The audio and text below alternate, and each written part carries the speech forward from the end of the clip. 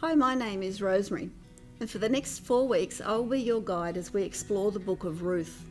Ruth is a short book. It's only 4 chapters long, and each week we'll be exploring one of these chapters. Despite its size, Ruth is rich in meaning. It's named after one of the main characters, Ruth, a Moabite woman who became an ancestor of Jesus. It's one of only 2 books named after a woman. The other one is Esther. Scholars disagree over the date and authorship of Ruth. Traditionally, it's thought that Samuel wrote the book in the 11th century BCE.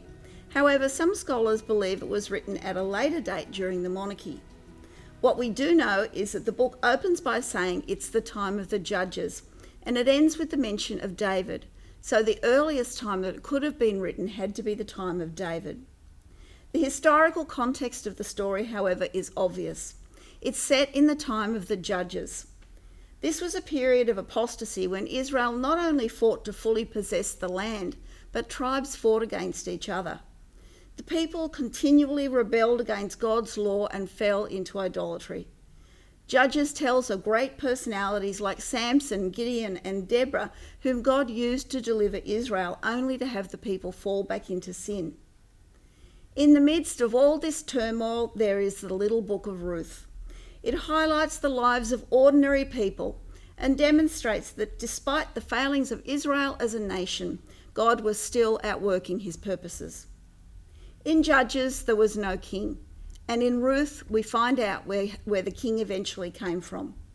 In fact, one of the main purposes of the book is to establish the genealogy of David, which we know eventually led to the Messiah.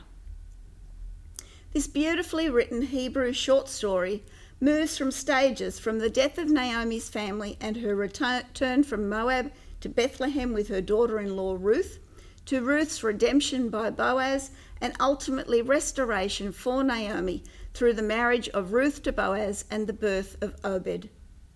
Today we are looking at chapter 1, in which Naomi loses her husband and sons and returns from Moab with Ruth. The story opens with Naomi, her husband Elimelech, and her sons Mahlon and Chilion moving from Bethlehem to Moab to escape a famine. Reading from verse 1. Now it came about in the days when the judges governed that there was a famine in the land, and a certain man of Bethlehem in Judah went to sojourn in the land of Moab with his wife and his 2 sons. The name of the man was Elimelech, and the name of his wife Naomi. And the names of his 2 sons were Mahlon and Chilion, Ephrathites of Bethlehem in Judah. Now they entered the land of Moab and remained there. Then Elimelech, Naomi's husband, died, and she was left with her 2 sons. They took for themselves Moabite women as wives. The name of the one was Orpah, and the name of the other Ruth, and they lived there about 10 years. Then Mahlon and Chilion also died, and the woman was bereft of her 2 children and her husband. This move to Moab was in keeping with the time of the judges, when people had a rather loose attitude to keeping Israel apart from the surrounding nations. In Moab, Mahlon and Chilion married Moabite women. Strictly speaking, this wasn't against the law. Deuteronomy 7 only prohibited marriage with the 7 Canaanite nations. However, the fact that a child of a mixed marriage between an Israelite and a Moabite could not be admitted to the congregation of Israel until the 10th generation indicates that it wasn't acceptable practice. It appears that Elimelech's decision to move to Moab was not a matter of following God, but of his own choice, born of the desire to feed his family. In the early part of the story, we see that the decision does not end well. Elimelech, Mahlon, and Chilion die in Moab, leaving 3 widows, and as we know, widows in those times were in trouble. Despite Israel and Moab being at peace during this time, and Moab presumably offering more opportunity, Bible teacher David Pawson says that moving there was the family's original mistake. How often have we taken decision-making into our own hands rather than following God? Yet we will see that God eventually takes the consequences of human frailty and uses them for his purposes.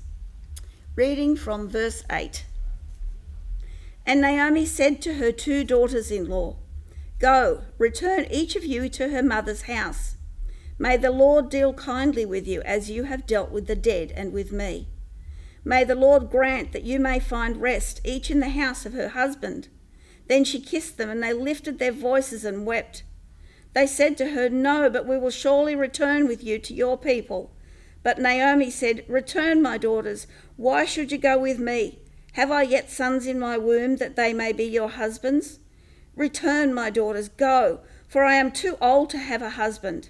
If I said I have hope, if I should even have a husband tonight and also bear sons, would you therefore wait until they were grown? Would you therefore refrain from marrying? No, my daughters, for it is harder for me than you, for the hand of the Lord has gone forth against me."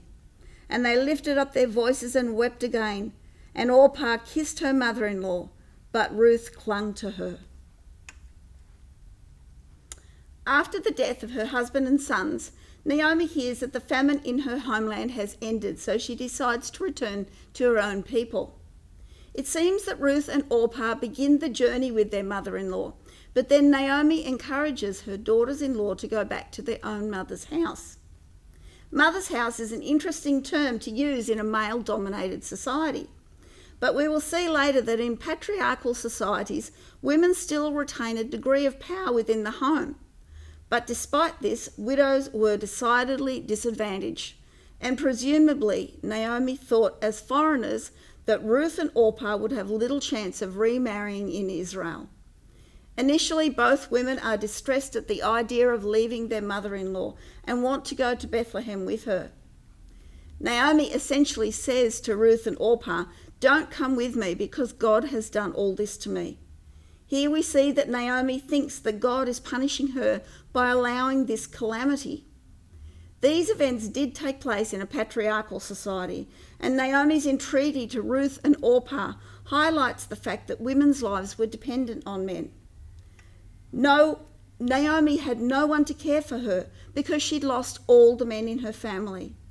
The young women's prospects were bleak if they remained with her, but if they went back to their own families, there was the possibility of remarriage and someone to provide for them.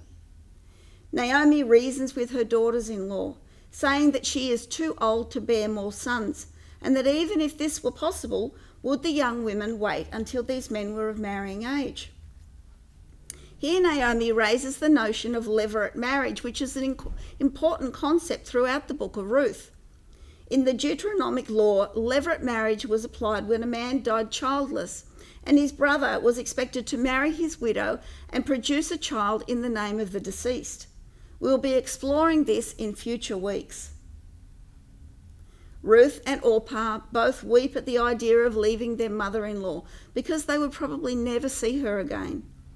But after Naomi's speech, Orpah decides to go back to her own people. After she departs, the focus changes to Ruth and her famous declaration of love and loyalty to Naomi. Reading verse 16 and 17. But Ruth said, "Do not urge me to leave you or turn back from following you, for where you go, I will go, and where you lodge, I will lodge. Your people shall be my people, and your God my God. Where you die, I will die, and there I will be buried. Thus may the Lord do to me and worse, if anything but death parts you and me." The language used here is that of a covenant. Ruth's devotion to Naomi is absolute. The word for lodging suggests the idea of wandering, meaning that Ruth is prepared to follow Naomi even if their life is one of instability. Ruth then declares that Naomi's people and her God will also be hers. This is the only time that Ruth invokes the name of Yahweh. She is consciously turning from her old land and gods to that of Israel's. God, his people, and the land were intertwined in Israel. And in this passage, Ruth aligns herself with all aspects of Naomi's life, even to death when she states that she will be buried in the same place as Naomi. Her loyalty to Naomi defies the logic of the time, in which it would have been more practical for Ruth to stay with her own family and hope for another marriage. One of the themes of the book is devoted commitment. Ruth shows us what real commitment looks like. It's sacrificial and determined. When the women arrive in Bethlehem, we again see Naomi's desolation. Naomi must have been well known in the town because the women recognise her, but she is quick to point out that she is different now. Reading verse 20 and 21. She said to them, "Do not call me Naomi, call me Mara, for the Almighty has dealt very bitterly with me. I went out full, but the Lord has brought me back empty. Why do you call me Naomi, since the Lord has witnessed against me and the Almighty has afflicted me?" Naomi has lost everything that gave her life meaning and security. She says, "Call me Mara," bitterness, because she was once full, but now she is empty. She sees her life as essentially over. Despite Ruth's declaration of loyalty, this first chapter is Naomi's chapter. Her grief is central to the start of the story. There may be times when we feel like Naomi. Perhaps it's through the death of a loved one or the loss of something very important to us.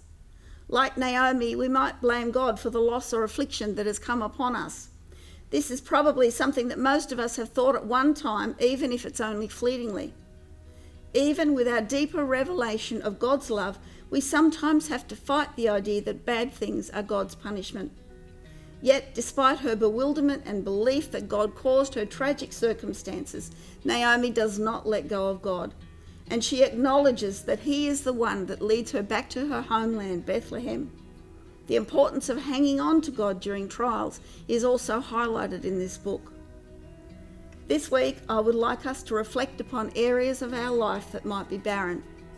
This could include bereavement, unemployment, family strife, financial strife, a whole host of things.